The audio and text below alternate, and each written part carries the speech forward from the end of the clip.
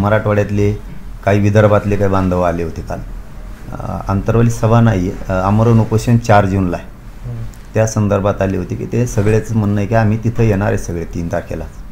म्हणजे आता मी कसं नाही म्हणू शकत नाही ना, त्यांना मला पाठिंबा पाठबळ आशीर्वाद देण्यासाठी यायचं. मी तर लढणार आहे, शेवटच्या टोकापर्यंत लढणार आहे, जीवाची बाजी लावून मी तिथं लढणार आहे. माझ्या करोडो गोरगरीब मराठ्यांना सगळ्यांना आरक्षण दिल्याशिवाय मी नाही हटणार आणि मी कठोर आमरण उपोषण करणार आहे. आणि 4 जून ही तारीख माझी 3-3.5 महिन्यापूर्वीच फायनल केलेली आहे. त्याच्यात कसलाच बदल करणारही नाही मी आणि माझी इच्छा पण नाही.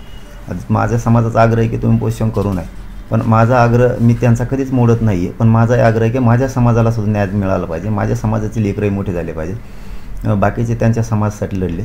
मी या ज्या जातीत जन्मलो त्यांचं काहीतरी देणं लागतो. त्यांचा मुलगा म्हणून मायबाप मराठा समाजाचं मी काम करतो आणि मी शेवटच्या टोकापर्यंत लढून 4 जूनला मी कठोर आमरण उपोषण करणार.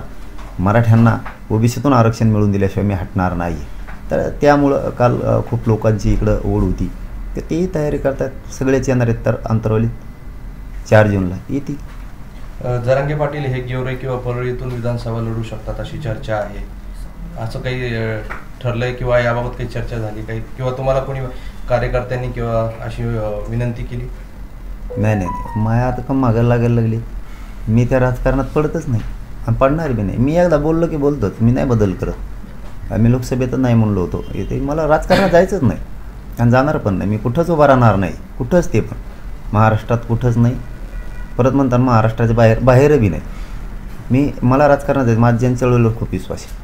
70 वर्षात माझ्या मराठ्यांच्या लेकराला जे मिळू दिलं नाही ते फक्त जनचळवळीवरून मिळालेलं आरक्षण आहे. आणि माझा समाज खुश आहे, एकजूटपणे ताकदीनं पण माझ्या पाठीशी आहे. मुलगा म्हणून माझ्या पाठीशी खंबीर उभा आहे. माझे सगळे संकट माझा समाज त्यांच्या अंगावरती घेतो.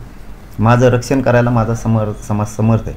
त्यामुळं मी काय कुठं उभा राहणार नाही. मात्र जर आमचं मराठा आणि कुणबी एकाचे कायदा पारित नाही केला, सगळ्या सोयरीची अंमलबजावणी नाही केली, तर मी मात्र 100% मराठा समाजाला मैदानात उतरणार. माझा समाज मी सुद्धा मैदानात असणार आहे. त्यांना मी देणारं बनवल्याशिवाय शांत बसणार.